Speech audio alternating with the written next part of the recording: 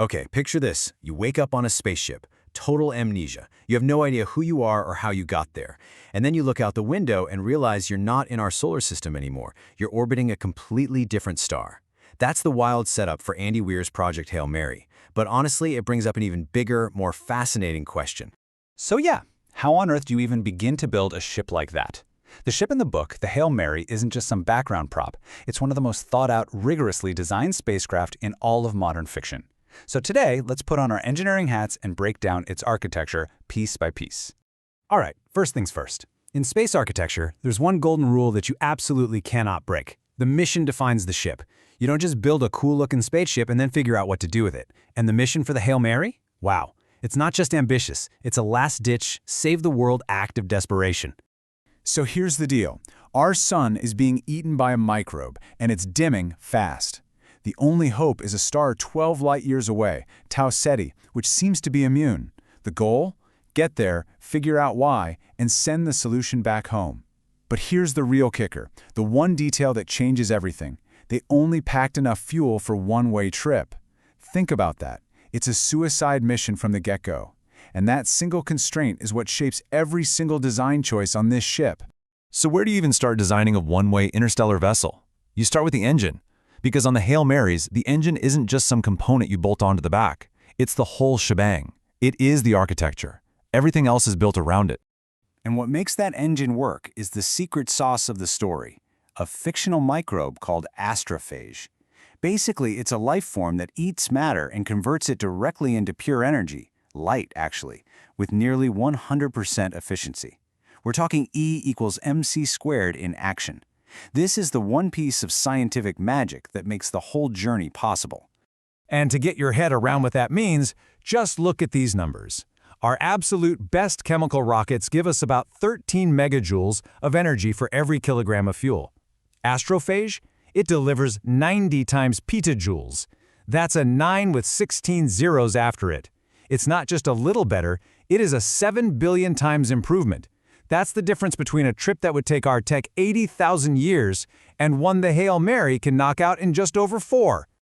And what's so cool is that even with this magic fuel, the engine is built on real-world ideas. You've got 3 engines clustered together. That's for redundancy, right? If one fails, you're not dead in the water. Then there's a massive shadow shield to stop the crew from getting fried by all that engine radiation.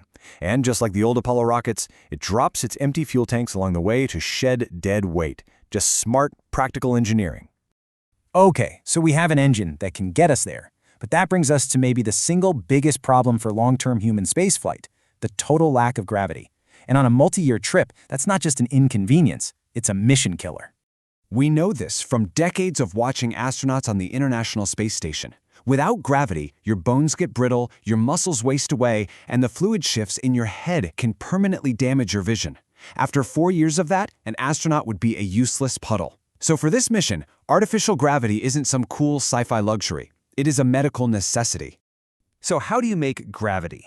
Well, you've got 2 main options. There's the classic spinning ring you see in movies like 2001: A Space Odyssey, but to avoid making the crew constantly sick, that ring has to be gigantic and slow, and it's loaded with complex machinery that can break. But the Hail Mary uses a solution that is way more elegant and, frankly, already built in. It all goes back to Einstein.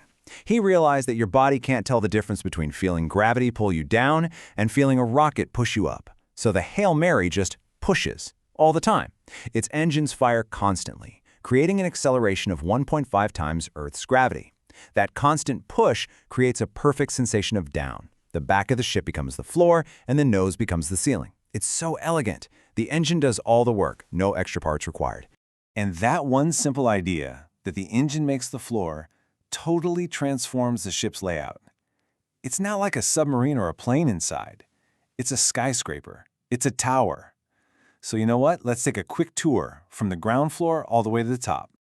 All right, so at the very bottom, right on top of that powerful engine and its radiation shield, you put the most important, most vulnerable stuff, the medical module, with the crew sleeping in hibernation pods. Makes sense, right? Best protected spot. Go up 1 level, you get to the labs and data centers, the brains of the operation. Above that, you've got the cockpit and navigation, and then at the very, very top of the tower, you have the front door, the airlock. It's all stacked with perfect, life-saving logic. But here's the hidden genius and the hidden nightmare of the design. What happens when they have to turn the engines off to, say, make a course correction? Poof, gravity is gone, instantly. That means the entire inside of the ship has to be designed to work perfectly in two totally different modes. One second, it's a tower with a floor. The next, it's a zero-G environment where everything floats. Every wall needs handholds. Every tool needs a leash. What a headache. So all this brings up a huge structural question. The ship is basically a skyscraper that's constantly pushing its own massive weight for years and years. How does the thing not just buckle and snap in half under that stress? Well, it comes down to a couple of classic engineering tricks. First, there's a powerful central spine running right up the middle of the ship, kind of like the backbone on the International Space Station. It takes all that crushing compressive force. Second, see that web of beams around the fuel tanks? That's a cross-bracing truss. You see them on bridges and construction cranes. It takes all the weird, dangerous bending forces and turns them into simple pushes and pulls, making the whole structure incredibly strong. And all this incredible engineering is holding together a ship that is just massive. From top to bottom, the Hail Mary is about 100 meters tall. 100 meters might not sound like much, but let's put it in perspective. That is taller than the Statue of Liberty. It's nearly as tall as the Saturn V rocket that took us to the moon. We are literally talking about a skyscraper that isn't designed to stand still, but to accelerate through deep space for years on end. The scale is just mind-boggling. So after all that, we've got to come back to the big question. How much of this incredible ship is just sci-fi hand-waving, and how much is actually based on real, hard science? And this, right here, is the absolute genius of the book's design. The fuel, the astrophage, that's the one piece of pure science fiction. It's the magic wand. But once you accept that one fantastical element, almost everything else, the acceleration gravity, the tower layout, the central spine, the radiation shield, all of it is based on real engineering concepts that NASA and other space agencies have been studying for decades. So, the final verdict? The Hail Mary is a genuine masterclass in plausible design. The author gives himself one miracle, the fuel, and then he meticulously thinks through every single engineering consequence of that miracle using rigorous, real-world logic. It's just fantastic. You know, there's this idea that architecture, at its core, is all about one thing: making human life possible in environments that would otherwise kill us. A house keeps you safe from the rain. A skyscraper can withstand a hurricane. The Hail Mary is just that same exact idea taken to its absolute most terrifying extreme. And that leaves us with one final, pretty cool thought. When a piece of fiction is this carefully researched, this logically constructed, it stops being just a story, doesn't it? It becomes a thought experiment. It really pushes you to ask, what can the people designing the next generation of real spacecraft learn from the impossible ships we build in our imaginations?